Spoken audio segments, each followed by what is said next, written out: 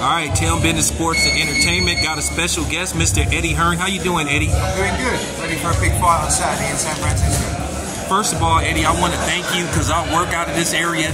Thank you for bringing this fight here to where I can work from home and I don't have to spend any money jumping on a plane, renting any hotels, no Airbnb. So appreciate you, Eddie. No problem. So I didn't know how well it would do, and obviously we're going to sell out. It's been a massive success. So San Francisco hopefully going to be a regular stop on the schedule.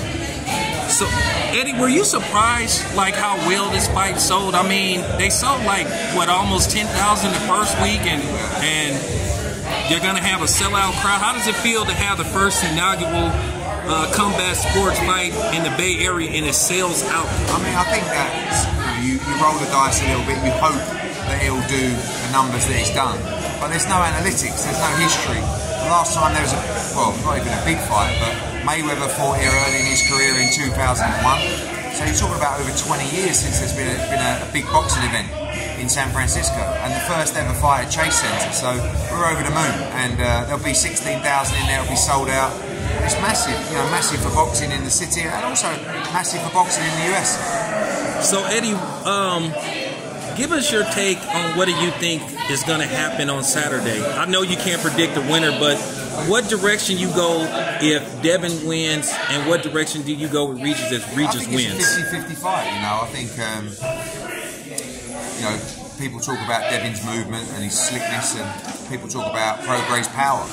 But talking to Devin, he actually thinks he can stop Regis Prograis. He thinks he's going to be nice and strong at 140. I think the winner, whoever wins, I think they should fight Ryan Garcia. It's the same platform on the zone. Ryan Garcia is a big draw. You've seen the draw of both these guys in San Francisco, and I think that would be the right fight. Do you think, Eddie, somewhere down the line, I mean, anything could happen. Do you think in 2024 we can get past the politics and really get the fight that we want, like Devin versus Ryan, as you said, maybe Devin versus Tank or Jack Callerow or somebody? Do you think we can get them fucking fights made? We've actually had some great fights in 2023, and I think everyone's working together trying to make the big fights now.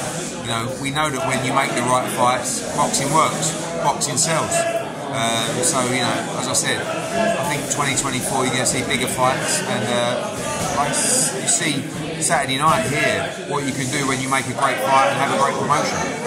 Okay, Eddie, I know you're busy, so I wanted to ask you two quick questions.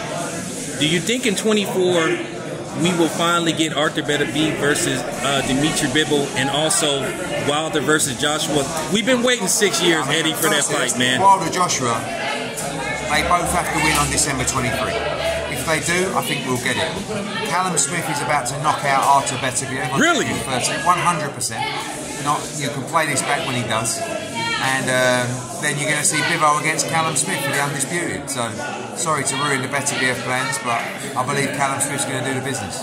But Eddie, if Beterbiev pulls it off, will we get that fight? You'll see that fight in the Middle East, and I think you'll see it. But for me, it'll be Callum Smith. All right. Appreciate you, Eddie. Cheers, mate.